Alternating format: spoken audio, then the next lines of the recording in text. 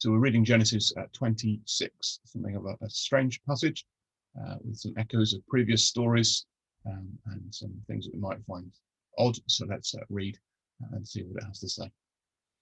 Now, there was a famine in the land besides the previous famine in Abraham's time, and Isaac went to Abimelech, king of the Philistines, in Gerar. The Lord appeared to Isaac and said, "Do not go down to Egypt. Live in the land where I tell you to live.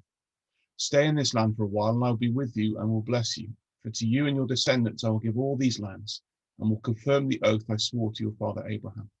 I will make your descendants as numerous as the stars in the sky, and will give them all these lands. And through your offspring all nations on earth will be blessed. Because Abraham obeyed me and did everything I required of him, keeping my commands, my decrees, and my instructions." So Isaac stayed in Gerar. When the men of that place asked him about his wife, he said, "She is my sister," because he was afraid to say, "She is my wife." He thought, "The men of this place might kill me on account of Rebekah, because she is beautiful." When Isaac had been there a long time, Abimelech, king of the Philistines, looked down from a window and saw Isaac caressing his wife Rebekah. So Abimelech summoned Isaac and said, "She is really your wife. Why did you say she is my sister?" Isaac answered him, "Because I thought I might lose my life on account of her." Then Abimelech said, "What is this that you have done to us? One of the men might well have slept with your wife, and you would have brought guilt upon us." So Abimelech gave orders to all the people, "Anyone who harms this man or his wife will surely be put to death." Isaac planted crops in that land, and the same year reaped 100-fold, because the Lord blessed him. The man became rich, and his wealth continued to grow until he became very wealthy. He had so many flocks and herds and servants that the Philistines envied him. So the wells that his father's servants had dug in the time of his father Abraham, the Philistines stopped up, filling them with the earth. Then Abimelech said to Isaac, "Move away from us, you have become too powerful for us." So Isaac moved away from there and camped in the valley of Gerar, where he settled. Isaac reopened the wells that had been dug in the time of his father Abraham, which the Philistines had stopped up after Abraham died, and he gave them the same names his father had given them. Isaac's servants dug in the valley and discovered a well of fresh water there, but the herdsmen of Gerar quarreled with those of Isaac and said, "The water is ours." So he named the well Esek, because they disputed with him. Then they dug another well, but they quarreled over that one also, so he named it Sitnah. He moved on from there and dug another well, and no one quarreled over it. He named it Rehoboth, saying, "Now the Lord has given us room, and we will flourish in the land." From there he went up to Beersheba. That night the Lord appeared to him and said, "I am the God of your father Abraham. Do not be afraid, for I am with you. I will bless you and will increase the number of your descendants for the sake of my servant Abraham." Isaac built an altar there and called on the name of the Lord. There he pitched his tent, and there his servants dug a well. Meanwhile, Abimelech had come to him from Gerar with Ahuzzath, his personal advisor, and Phicol, the commander of his forces. Isaac asked them, "Why have you come to me, since you were hostile to me and sent me away?" They answered, "We saw clearly that the Lord was with you. So we said, there ought to be a sworn agreement between us and you. Let us make a treaty with you, that you will do us no harm, just as we did not harm you, but always treated you well and sent you away peacefully. And now you are blessed by the Lord."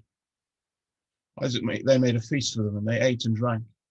Early the next morning, the men swore an oath to each other. Then Isaac sent them on their way, and they went away peacefully. That day, Isaac's servants came and told him about the well they had dug. They said, "We've found water." He called it Sheba, and to this day the name of the town has been Beersheba. When Esau was 40 years old, he married Judith, daughter of Beeri the Hittite, and also Basemath, daughter of Elon the Hittite. They were a source of grief to Isaac and Rebekah. A couple of things just at the start of this passage that struck me, and then I want to focus on this business of the wells. First of all, it's a time of famine, and God calls Isaac to stay, verse 3, for a while, in the place of difficulty, in the place of shortage, not to go to Egypt, where there's plenty. And the call to Isaac then is different to the call to Abraham. Abraham's call was, "Go to the land I will show you." And God's call to Isaac is to stay in this land despite the difficulty. And I think that's a challenge to us. We often think of the exciting Christian work being to go to other places, to go to foreign fields, to go to new ventures. But actually the call to stay and to be faithful in a place of shortage is just as much a life of faith as is the life to go. the Christian who gives up home and career to go and serve in another place, whether in a church in this land or overseas, is exercising as much faith, as much trust in the Lord's provision as the person who stays and serves in a small, challenging church or a growing church, even in this land. That faithfulness for the day in, day out is just as much a call of God. And in this chapter, the confidence that that is possible comes from the promise of God. Again, verses 3 and 4. Abraham reiterates the promises he's made to Abraham, that Isaac is part of this family line, this wonderful promise of what God is going to do to bring blessing to the nations through Abraham's seed. What's fascinating then is, on the basis of that promise and that call to be faithful, Isaac lives totally unfaithfully by making his father's mistake and lying about Rebekah being his sister and not his wife. Yet again, God steps in his grace and causes it to be resolved. He's not mentioned directly in the same way that he was with Abraham's two mistakes, but in his providence, she has been protected.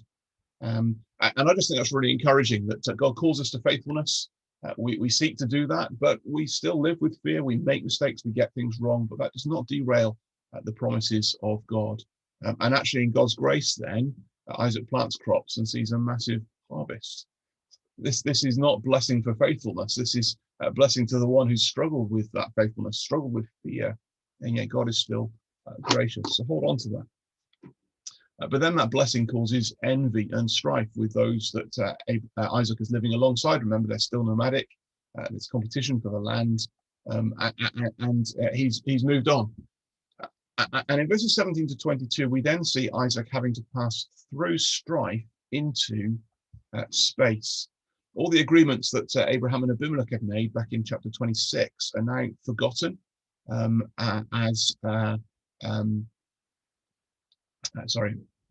here in verse 26, verse 18, we're shown that they're forgotten, those agreements, and disregarded. But Isaac doesn't fight for his rights. He doesn't dig his heel in. He just quietly moves on.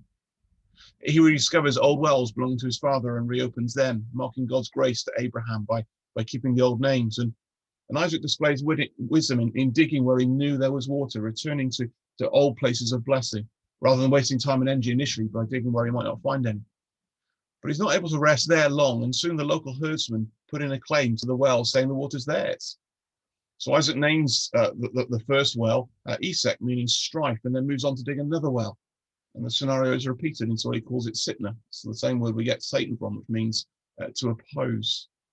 And so he moves on again. And by now he's far enough away to not trouble the Philistines. And when he digs another well, there are no problems, and he calls it Rehoboth, meaning space. So they can now enjoy fruitfulness again. Now notice Isaac's attitude in all of this has been one of meekness, moving on, not causing difficulty. There's been a quiet confidence through all of this that in his God and the promises he's made.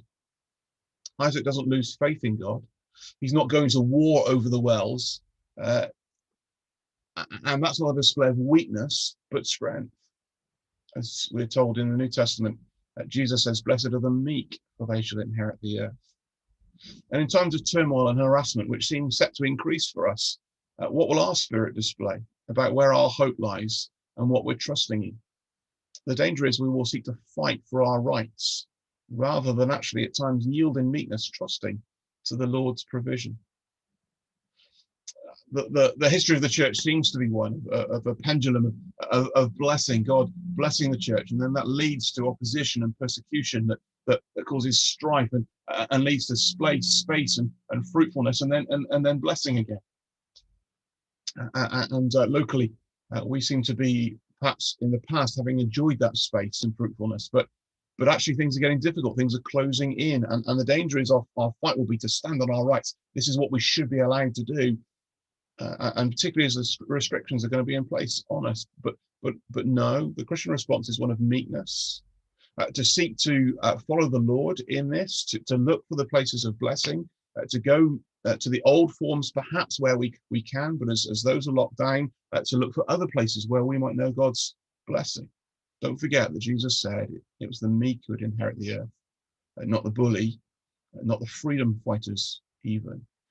And what's the basis for our courage in this challenge of constantly being shuffled on, finding some blessing, and then that door being closed? It's the promise of God, verses 23 to 25.